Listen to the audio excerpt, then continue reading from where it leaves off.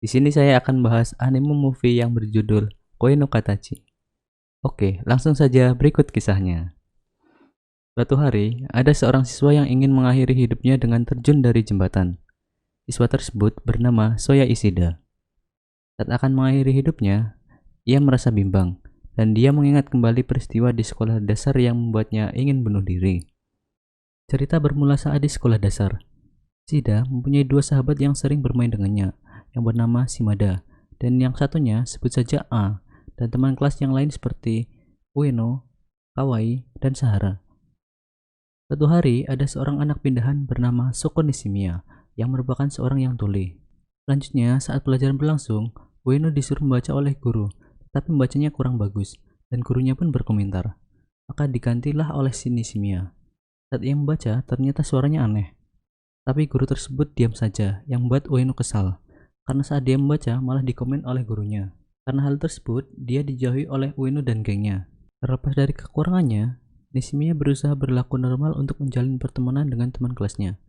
Tapi, dia malah dikacangin oleh mereka karena susah untuk berkomunikasi dengannya. Esokan harinya, seorang guru membuat kelas tambahan untuk mempelajari bahasa isyarat dengan maksud mempermudah berkomunikasi dengan Nishimiya. Tapi, di sini, Ueno menolaknya karena menurutnya hal tersebut menyusahkan. Di lain pihak, ada satu orang yang mau belajar. Dia bernama Sahara, yang akhirnya menjadi teman dekat Nishimiya. Selanjutnya, saat Ishida sedang bermain di kelas, ia menulis kata ejekan di papan tulis yang ditujukan untuk Nishimiya. Setelah itu, Nishimiya pun masuk ke kelas dan melihat tulisan tersebut. Kemudian, Ishida menghapus tulisan yang ia buat tadi. Di sini, Nishimiya berterima kasih padanya, tanpa tahu Ishida yang membuat tulisan tersebut. Ishida pun kesal dan meninggalkannya. Di hari selanjutnya, Ishida pun tetap berlanjut menjahilinya. Dan yang paling parah, saat dia melepas alat pendengaran Nishimiya dengan paksa yang membuat telinganya berdarah. Tapi, Nishimiya masih sabar dan malahan ingin berteman dengannya. Karena itu, Ishida membuang bukunya ke kolam. Keesokan harinya, Nishimiya tidak berangkat sekolah dan kepala sekolah bertanya kepada siswa apakah Nishimiya sering diganggu oleh temannya. Karena dia mendapat telepon dari ibu Nishimiya bahwa dalam waktu 5 bulan saat dia pindah, 8 alat pendengarnya hilang dan rusak. Tapi, tidak ada yang mengakuinya dan Ishida ditunjuk sebagai pelakunya. Tapi, dia menyangkalnya karena beberapa temannya juga ikut menjahilinya.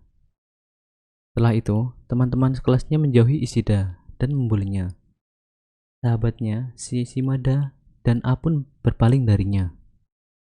Suatu hari, saat Nishimiya sedang membersihkan meja Ishida, Ishida yang melihat kemudian menghampirinya dan bertengkar dengannya setelah melihat Nishimiya melakukan sesuatu di mejanya dan menganggap kalau ini merupakan salahnya. Selang beberapa waktu, Nishimiya pun pindah sekolah. Setelah itu, Ishida tahu bahwa Nishimiya menghapus tulisan ejekan yang ada di mejanya waktu itu. Selanjutnya, ia sadar bagaimana menjadi orang yang tertindas. Dan pada saat itu, dia menemukan buku milik Nishimiya yang tertinggal saat dulu ia melempar ke kolam. Cerita kembali ke kehidupan Ishida saat di sekolah menengah. Di sini, dia merupakan orang yang menolak berinteraksi dengan lingkungan sekitar, yang menjadikannya penyendiri dan hidup menerima masa lalunya sebagai hukuman. Dia menjadi orang yang pemalu dan tidak berani memandang wajah orang lain. Dia selalu menghadap ke bawah saat bertemu banyak orang. Walaupun begitu, dia mempunyai teman baik bernama Tomo, yang merupakan seorang yang penyendiri juga, di mana ia pernah menyelamatkannya saat sepedanya mau diambil oleh siswa Badung yang menjadikan Tomo dekat dengan Ishida. Suatu hari, Ishida mengunjungi kelas bahasa isyarat untuk mempelajarinya, berharap suatu saat bisa meminta maaf kepada Nishimiya. Saat membuka pintu, ia tidak sengaja bertemu dengan Nishimiya. Kemudian, ia memanggilnya dan memperkenalkan diri kepadanya. Karena terkejut bertemu dengan orang yang menjahilinya dulu, dia pun lari. Ishida mengejarnya. Kemudian ia menyerahkan buku kepadanya dan Ishida berbicara bahwa ingin berteman kembali dengannya. Nishimiya kaget bahwa Ishida bisa berbahasa isyarat. Keesokan harinya, Ishida ingin menemui Nishimiya lagi, tetapi saat mau masuk ke kelas bahasa isyarat kemarin, ia dihadang oleh seorang yang mengaku menjadi pacar Nishimiya. Dia bernama Yuzuru. Karena ucapan itu, dia pun pergi. Tapi ia tidak menyerah dan berusaha menemuinya lagi, dibantu oleh sahabatnya. Dan akhirnya berhasil. Selanjutnya, ia mengobrol dengan Nishimiya, tapi Yuzuru memata-matainya dari kejauhan. Saat sedang mengobrol, Nishimiya membaca buku yang Ishida berikan kemarin, tetapi Ishida nggak ngebolehin dia membacanya. Buku itu pun jatuh ke sungai. Nishimiya pun terjun untuk mengambilnya. Dia pun ikut terjun untuk menolongnya, dan tanpa disadari, dia difoto oleh Yuzuru dari kejauhan. Selanjutnya, di sini mereka pun berpisah untuk pulang. Yuzuru mempunyai ide untuk menjauhkan Ishida dari Nishimiya. Karena melompat ke sungai merupakan hal yang dilarang, Yuzuru pun mengunggah kejadian tersebut ke internet yang membuat Ishida diskors dari sekolah. Esokan harinya, Ishida nggak sengaja bertemu dengan Yuzuru di taman. Kemudian, Yuzuru mengaku bahwa ia yang mengunggah fotonya di internet. Ia pun kaget mendengar tanggapan Ishida karena ia nggak marah sama sekali, malah lega bahwa Yuzuru yang melakukannya dan memberitahu kenapa dia nggak marah, karena ia tahu alasan dia mengunggah foto tersebut. Setelah itu dia pingsan dan Ishida membawanya ke rumah. Setelah dibawa ke rumah, ia mengaku pada Ishida kalau dia sebenarnya adik perempuan Nishimiya. Keesokan harinya, saat Ishida mau menemui Nishimiya, dia bertemu dengan teman SD-nya si Ueno. Dia melihat Nishimiya dan menghampirinya, dan mengambil alat bantu pendengarannya seperti saat SD dulu. Tapi di sini dia dicegah oleh Ishida, dan ia pun merasa aneh dengannya, karena dia berteman dengan Nishimiya, padahal dulu ia yang menjahilinya. Setelah itu, Ueno pun meninggalkannya. Suatu hari, Nishimiya berusaha menyatakan cinta kepada Ishida. Ia mengubah gaya rambut yang berbeda dari biasanya. Saat bertemu dengannya, ia menyatakan cinta dan memberikan hadiah kepadanya.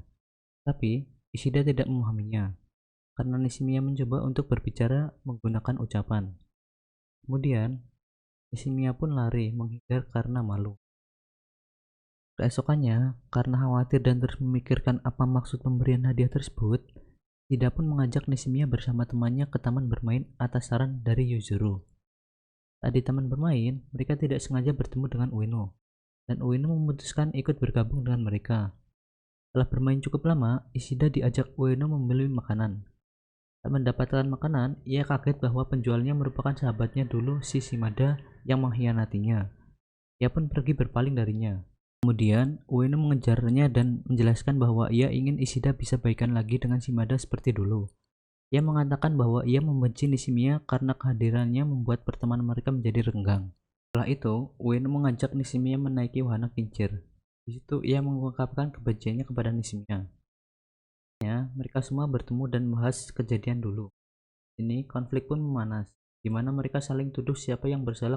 Nishimiya yang melihatnya merasa hal tersebut merupakan salahnya. Setelah kejadian tersebut, Ishida berusaha bertemu dengan Nishimiya dan adiknya secara teratur, karena dia memahami perasaan Nishimiya yang menyalahkan dirinya sendiri atas semua yang terjadi kepadanya, dan untuk mengubah pola pikirnya agar tidak menyalahkan dirinya. Setelah itu, Ishida dan keluarganya Nishimiya pergi ke festival kembang api untuk bersenang-senang.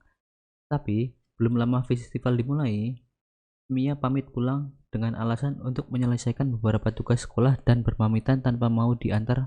Setelah itu, Yuzuru datang dan bertanya ke Ishida, karena kakaknya nggak ada. Ia pun menyuruhnya mengambil kamera yang tertinggal. Ketika ia tiba di apartemen, ia melihat Nishimiya tengah berdiri di balkon di mana ia ingin mengakhiri hidupnya. Saat ia baru terjatuh, Ishida meraih tangannya dan mengangkatnya. Di sini, malah Ishida yang jatuh dan membuatnya koma. Keesokan harinya, Yuzuru dan ibunya pergi ke rumah sakit untuk menjenguk Ishida. Di sini mereka bertemu dengan ibunya, kemudian mereka meminta maaf karena tindakan Nishimiya telah membuat anaknya terbaring koma.